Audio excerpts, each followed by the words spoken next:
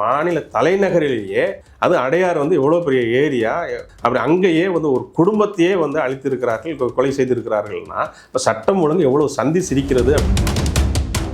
அப்போ காவல்துறை வந்து இரவு ரோந்து பணியெல்லாம் போகலையா அப்படிங்கிறத நம்ம பார்க்குறோம். புரியுதுங்களா? ஏன்னா காவல்துறைக்கு நிறைய அழுத்தங்கள் இருக்கு, கட்டப்பட்டிருக்கு. இன்னொன்று அவங்களுக்குரிய வாகனங்கள் கூட இல்லைன்னு தான் நம்ம பார்க்குறோம். மனைவியை கொன்று குழந்தை 7 வயது குழந்தையை கொன்றது கூட அந்த கொலையாளிகளுக்கு எப்படி மனம் வந்தது அப்படின்னு நம்ம பார்க்கணும். கூட்டணி கட்சியில் இருக்கிற திரு வைகோவே சொல்றாரு, அதுக்காக தான் நடைபயணம்லாம் போனாரு.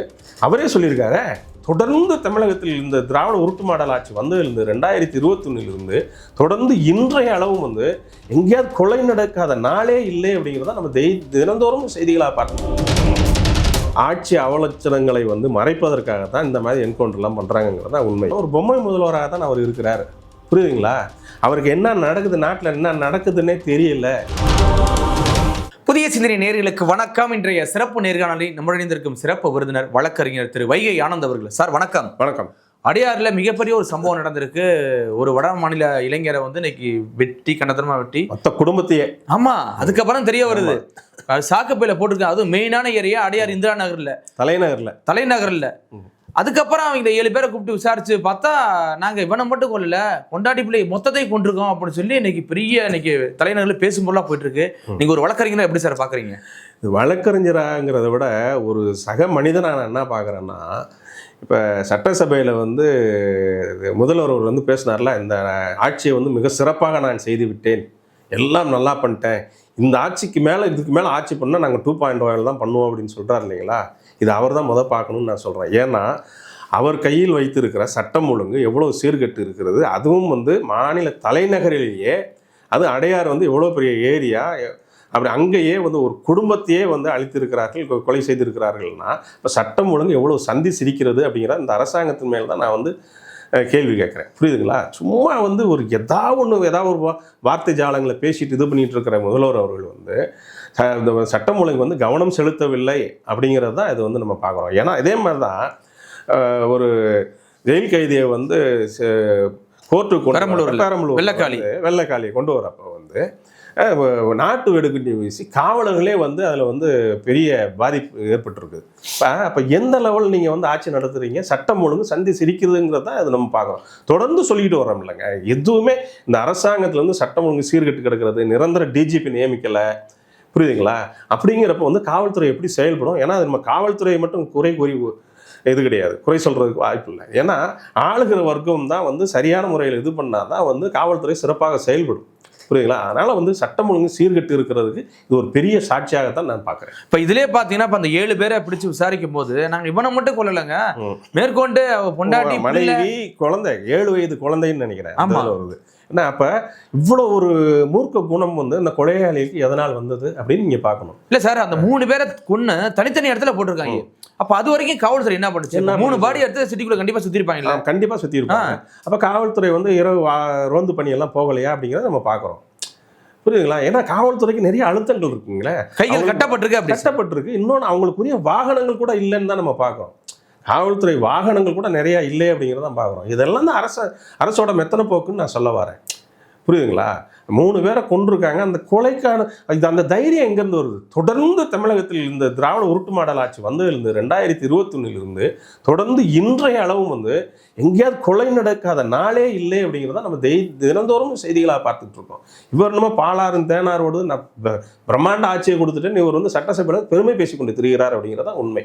புரியுதுங்களா? அதனால் வந்து சட்டம் ஒழுங்கு சீர்கட்டு இருக்குங்கிறது இதுவும் ஒரு எடுத்துக்காக தான் தினந்தோறும் வருது. இது ஒரு குடும்பத்தையே, மனைவியை கொன்று குழந்தை 7 வயது குழந்தையை கொன்றது கூட அந்த கொலையாளிகளுக்கு எப்படி மனம் வந்தது அப்படின்னு நம்ம பார்க்குறோம். ஆமாங்களா? அப்போ இங்கே வந்து இந்த அரசினோட செயல்பாடு, அப்போ இவங்க வந்து ஒரு கடுமையான இது வந்து நடவடிக்கை எடுத்தாங்கன்னா, முன்னெச்சரிக்கையாக பண்ணியிருந்தாங்கன்னா இந்த மாதிரி கொலைகள் தடுக்கப்பட்டு இருக்கும் அப்படிங்கிறதா உண்மை. இப்போ அதை வந்து முன்னெச்சரிக்கை நடவடிக்கைகளை எடுப்பதற்கு இந்த அரசாங்கம் தொடர்ந்து தோல்வியை தழுவி கொண்டு வருகிறதுன்னு தான் உண்மை. இப்போ இது மாதிரி ஒரு குடும்பத்தை கொலை பண்ணியிருக்காங்க, என்ன மனநிலை கொலை பண்ணியிருப்பாங்க சார்? ஃபுல்லாக போதையில் தானே பண்ணியிருக்க முடியும். அதான் போதை கலாச்சாரம் தான். ஏன்னா வந்ததுலேருந்து இன்னைக்கு வரைக்கும் வந்து பள்ளி மாணவர்களிடையே கூட வந்து கஞ்சா போன்ற போதைப் பொருட்கள் வந்து நடமாடுதுன்னு நம்ம வந்து தொடர்ந்து சொல்லிட்டு இருக்கோம். கூட்டணி கட்சியில் இருக்கிற திரு வைகோவே சொல்றாரு, அதுக்காக தான் நடைபயணம்லாம் போனாரு. அவரே சொல்லியிருக்காரு, பள்ளி குழந்தைகள் வரைக்கும் வந்து கஞ்சா போன்ற போதைப் பொருட்கள் நடமாடுகிறது. அதை இந்த அரசாங்கம் இன்று வரைக்கும் கட்டுப்படுத்தியிருக்கா? கிடையவே கிடையாதே. போதை வந்து எல்லா இடத்துலையும் மிக சாதாரணமாக கிடைக்குது. அது கஞ்சா போன்ற இது வந்து. அதே மாதிரி டாஸ்மார்க் வந்து மதியம் 12 மணிக்கு திறந்து இப்போ 10 மணிக்கு இரவு 10 மணிக்கு மூடுறாங்கன்னா அதுக்கப்புறம் மூடினதுக்கப்புறமும் 24 ஹவர்ஸ் கிடைக்குது இல்லை. காலையில் 6 மணிக்கு போனாலும் டாஸ்மார்க் பக்கத்தில் இருக்க ஒரு கடையில் விற்கிறாங்க, நைட்டு 12 மணிக்கு போனாலும் விற்கிறாங்க. இப்போ கூட பார்த்தோம் சேலம் மாவட்டத்தில் மேச்சேரின்னு ஒரு இடம் நினைக்கிறேன், அங்கே திமுகவை சேர்ந்த நிர்வாகிகளே வந்து ஒரு கட்சியில் இருக்கிறவங்களே வந்து ஒரு குடும்பம் சேர்ந்த பெண் உள்பட அவங்க வந்து 24 ஹவர்ஸ் மது விற்றுருக்காங்க அப்படிங்கிறத நம்ம பார்க்குறோம். புரியுதுங்களா? அதனால் மதுவால் வந்து போதைப் பொருளாலும் ஒரு சமுதாயத்தையே ஒரு இளைஞர் பட்டாளத்தையே இந்த திராவிட உருட்டு மாடல் அடிச்சு சீரழித்து விட்டது அப்படின்னு தான் நான் சொல்கிறேன். இப்போ சமீபத்தில் கூட இதே பெரம்பூரில் ஒரு அக்யூஸ்ட், அதான் அந்த வெள்ளைக்காளிங்கிற ஒரு கூட்டி போகும்போது நாட்டு வீசினார்ல, அதில் வந்து அக்யூஸ்ட் எல்லாம் பிடிச்சி நீங்கள் என்ன பண்ணீங்க அப்படின்னு போயிட்டு அங்கே ஒரு என்கவுண்டர் பண்ணியிருக்காங்க, கொட்டுராஜா என்ற அழகுராஜாங்கிறவரை. அந்த என்கவுண்டர் தேவையா சார்? எப்படி சார்? அதாவது இவர்களோட ஆட்சி அவலட்சணங்களை வந்து மறைப்பதற்காகத்தான் இந்த மாதிரி என்கவுண்டர்லாம் பண்ணுறாங்கிறது தான் உண்மை. ஏன்னா ஒரு காவல் வாகனத்தில் வர்ற ஒரு குற்றவாளியை கூப்பிட்டு வரப்ப நாட்டு வெடி கொண்டு போய் அது வந்து ஒரு பேசு பொருளாக இருக்க பார்த்தியா நாங்கள் உடனே என்கவுண்டர் பண்ணிட்டோம். அதாவது சட்டம் ஒழுங்கு எவ்வளோ சீர்கெட்டு இருக்குது, இதெல்லாம் மறைக்கிறதுக்கு தான் இந்த மாதிரி ஒரு என்கவுண்டர் அப்படிங்கிறத நான் அதை பார்க்குறேன். புரியுதுங்களா? ஆனால் ஆட்சி அதிகாரம் வந்து ஒழுங்காகவே செயல்படவில்லை, எந்த துறையுமே ஒழுங்காக செயல்படவில்லை அப்படிங்கிறத தான் நான் பார்க்குறேன். இப்போ ஒட்டுமொத்தமாக தமிழ்நாட்டில் இது மாதிரி பிரச்சனை தொடர்ச்சியாக வளம் வந்துகிட்டே இருக்குது சார். என்னதான் மெயின் காரணம்? அதாங்க ஆட்சி. அதாவது எங்கள் அண்ணன் எடப்பாடியார் கூறுவார், ஒரு பொம்மை முதல்வராக தான் அவர் இருக்கிறார். புரியுதுங்களா? அவருக்கு என்ன நடக்குது, நாட்டில் என்ன நடக்குதுன்னே தெரியல அப்படின்னு தான் நான் பார்க்குறேன். புரியுதுங்களா? அவர் வந்து நான் நல்லா போய் ஒரு இடத்துக்கு போகிறாரு, காலையில் எழுந்திரிச்சு வராரு, அப்படியே போகிறாரு, ஒரு ஷூட்டிங் எடுக்கிறாரு, ஒரு ஃபோட்டோ, அடுத்த நாள் அது செய்தியாக வருது, அதை மட்டும் பார்த்து மகிழ்ந்து கொண்டு இருக்கிறார். அவர்களுக்கு வந்து ஆசிரியர்கள் பிரச்சனை அவர் கண்களுக்கு தெரியவில்லை, அரசு ஊழியர்கள் பிரச்சனை தெரியவில்லை, செவிலியர்கள் பிரச்சனை தெரியவில்லை, தூய்மை பணியாளர்கள் பிரச்சனை தெரியவில்லை, விவசாயிகளோட இன்னல்கள் வந்து அவர்களுக்கு புரியலை. இந்த மாதிரி தான் நான் பார்க்குறேன். மாணவர்களோட பிரச்சனை தெரியலை. புரியுதுங்களா? எதையுமே பண்ணாமல் எதையுமே பார்க்காமல் ஒரு அவலட்சணமான ஆட்சி தான் நடத்தி கொண்டு இருக்கிறார் அப்படிங்கிறதா உண்மை. இதில் பார்த்தீங்கன்னா இப்போ கூட நேற்று கூட வந்து ஒரு இந்த சென்னை நந்தம்பாக்கத்தில் வந்து உலக மகளிர் உச்சி மாநாடு வந்து நடந்திருக்காரு. முதல்வராக துவக்கி வச்சிருக்காரு. அதில் என்ன சொல்கிறாருன்னா, தமிழகத்தில் பெண்கள் அச்சமில்லாமல் வாழ உரிய கட்டமைப்பை உருவாக்க சத்தியம் செய்கிறேன். இது வந்து நான் சொல்லலை, முதல்வர் வந்து நேற்று வந்து அந்த உச்சி மாநாட்டில் மகளிர் உச்சி மாநாட்டில் வந்து சொல்லியிருக்காரு. என்ன சொல்கிறாரு, இப்போ 4.25 வருஷம் வந்து நீங்கள் இது பண்ணிட்டீங்க, இப்போ தான் வந்து மகளிருக்கு வந்து ஒரு நல்ல பாதுகாப்பான அது வந்து நான் இது பண்ணுற சத்தியம் செய்து கொடுக்குறேன். அப்போ 4.25 வருஷம் நீங்கள் செய்யலைங்கிறது வந்து முதல்வர் வாயாலே ஒத்துக்கொண்டுள்ளார் அப்படின்னு தான் நம்ம பார்க்குறேன்.